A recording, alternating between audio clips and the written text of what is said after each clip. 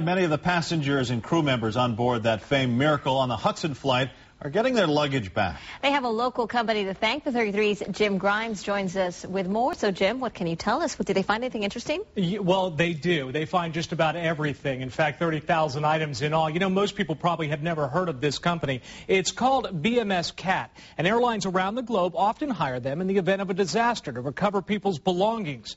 As you're about to see, that job can get very personal.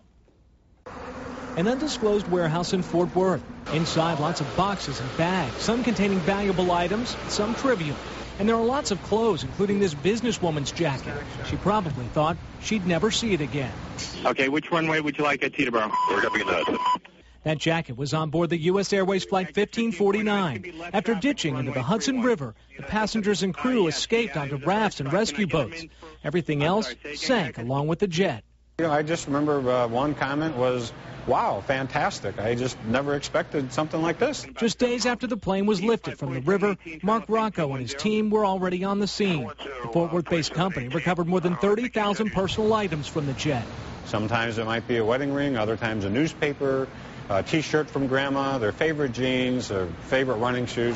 Soggy and filled with dirt, the restoration process is painstaking. BMS CAT employee Dave Prosperi says everyone takes the job personally.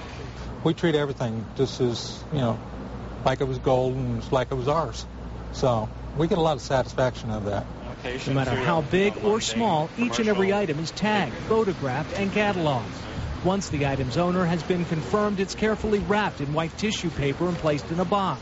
From the Wall Street Journal of that day to my W-2 form that I didn't even realize was in this package. Like most passengers, Barry Leonard never thought he'd see any of this stuff. The fact that how many times does an airline get to send all of these types of products back to a living person?